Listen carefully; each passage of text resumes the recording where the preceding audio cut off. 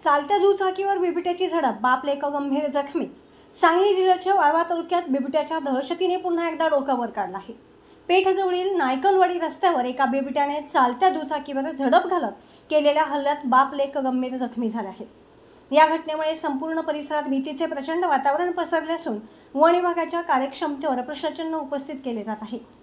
मिळालेल्या माहितीनुसार विकास रघुनाथ पाटील आणि त्यांचा मुलगा विराज विकास पाटील राहणार करमाळे हे पेठ येथील यात्रेतील कुस्त्यांचे मैदान पाहून आपल्या गावी दुचाकीवरून परतत होते. नायकलवाडी रस्त्यावर दबा धरून बसलेल्या बिबट्याने अचानक त्यांच्या चालत्या दुचाकीवर झडप घातली. या भीषण हल्ल्यात विकास पाटील यांच्या उजव्या पायाला बिबट्याचे दात लागल्याने ते गंभीर जखमी झाले आहेत, तर मागे बसलेला मुलगा विराज याच्या उजव्या गुडघ्याला बिबट्याचा पंजा लागल्याने मोठी जखम झाली आहे.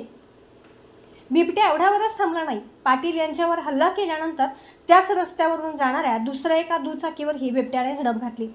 मात्र सुदैवाने तो दुचाकीस्वार बचावला असून त्याला कोणतीही दुखापत झालेली नाही. एकाच रात्री झालेल्या या सलग 2 हल्ल्यांमुळे वाहनधारकांमध्ये थरकाप उडाला आहे. या घटनेनंतर परिसरात दहशतीचे सावट आहे. शेतात जायचे कसे आणि रात्रीचा प्रवास करायचा कसा असा प्रश्न ग्रामस्थ विचारत आहेत. वन विभागाने तातडीने या बिबट्याचा बंदोबस्त करण्यासाठी पिंजरा लावावा आणि या नरभक्षक प्रवृत्तीच्या बिबट्याला जेरबंद करावे अशी मागणी आता जोर धरू लागली आहे. रात्रीच्या वेळी दुचाकीवरून प्रवास करताना सतर्क राहा आणि शक्यतो समूहाने प्रवास करा.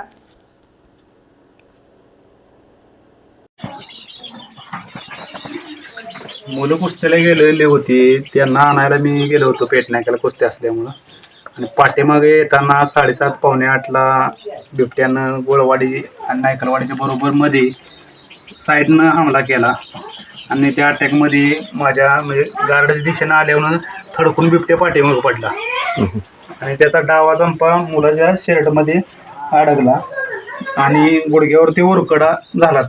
मग त्याच्यात गाडी सावरून मी नायकलवाडीपर्यंत गाडी आणली पुढं समोर.